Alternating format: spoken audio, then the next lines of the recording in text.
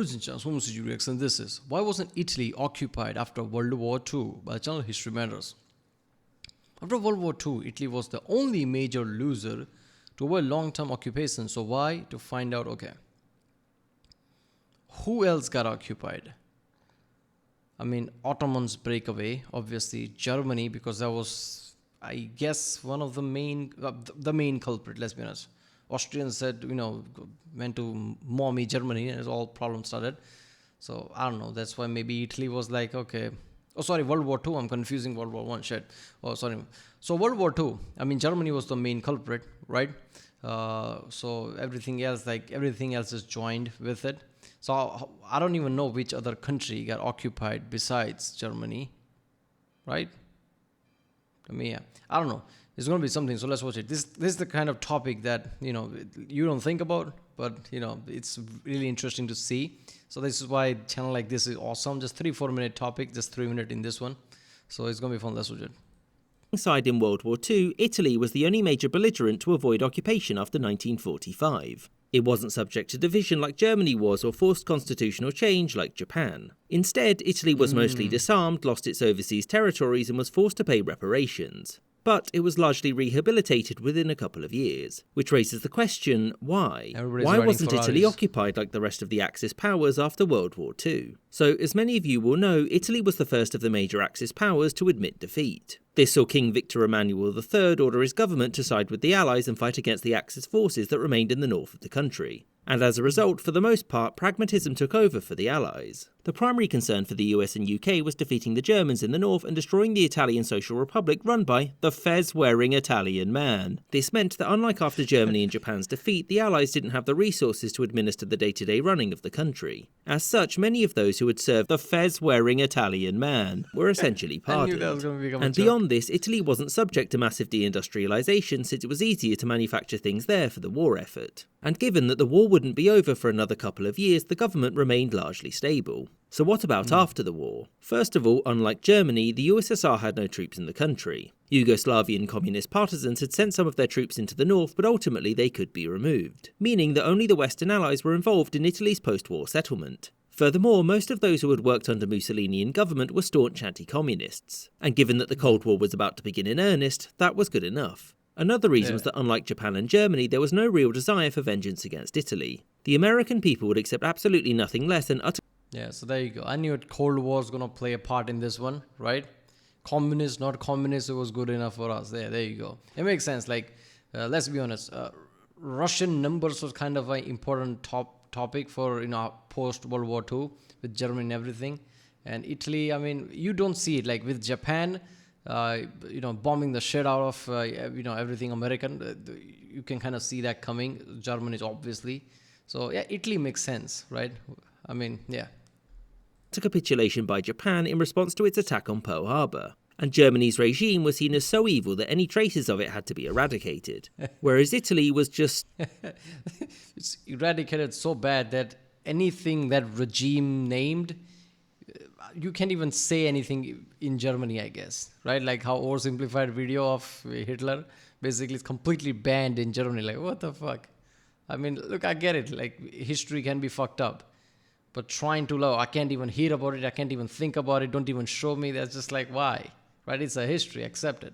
Well, Italy. Italy wasn't seen as a threat to the very existence of any major allied nation, just some of their colonies and some countries in southern Europe. Furthermore, in the United States, there was a large voting bloc of Catholic Italian Americans. Are you sure it wasn't? Are you sure those Italian tanks were under threat? And Roosevelt wanted to win re-election. Britain and France had wanted to take a harsher tone towards Italy. They refused to prop up the Italian monarchy and wanted much harsher restrictions on its post-war military. But the United States simply overruled their demands. Instead, Italy would lose its overseas empire, would demilitarize its borders, had strict limits on its military equipment, and wasn't allowed to have nuclear weapons. The reason why the US could do this was that neither Britain nor France could spare the cash or the troops needed for an occupation.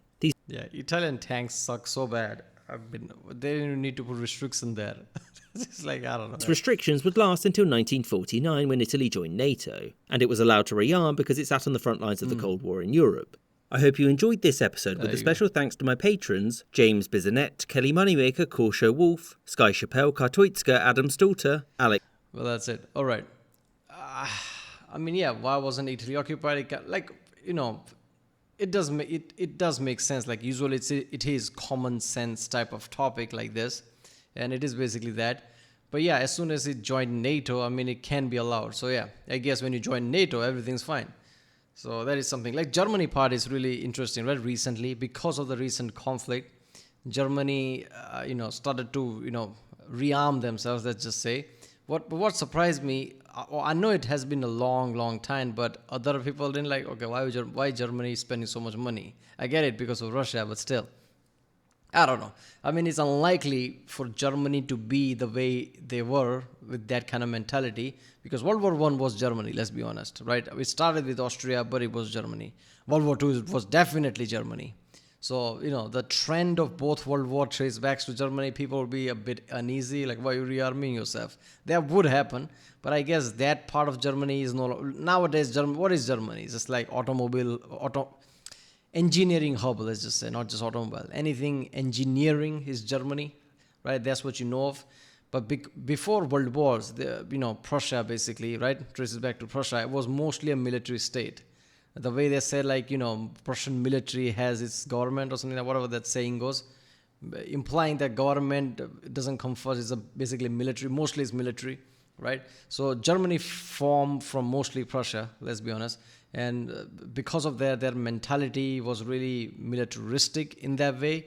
So it's not surprising how in World War One, how it got escalated, right? And before World War One, Germany was kind of becoming this kind of a hub, a scientific hub, technological hub. So it was really high on its power, right?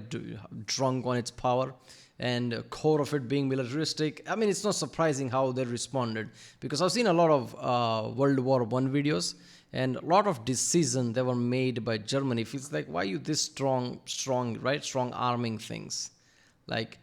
Where you would think like any other country would be a bit, on down low. They would be like, making some political decision in there, but they were just like, oh, fuck you, I'm Germany. They were all, so that you can see that military mentality, right? Prussian military mentality there.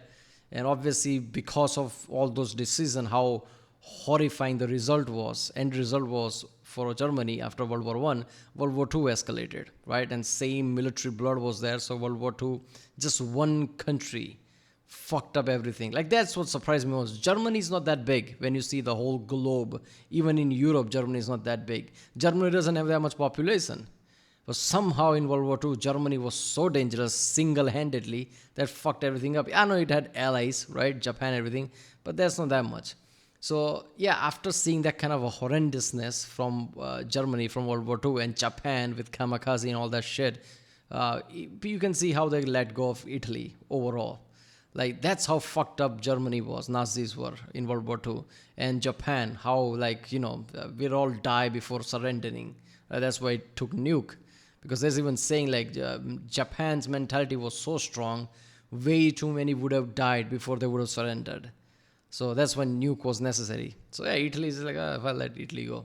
Right, well, that was why wasn't Italy occupied after World War II. If you like my reaction, don't forget to subscribe. And yeah, comment if you want to react to any specific history video. I'm doing a lot of historical video right now. So, I'm going to do Krauts video, right? That's not really historical, philosophical, but based on history. I'm going to do a Krauts video tomorrow or something. And, I'm going to do Napoleon series, the newer one, from Epic History TV. Some videos are on my radar on What's Later list, but definitely comment if you want to do any other one. All right, I'll see you next time.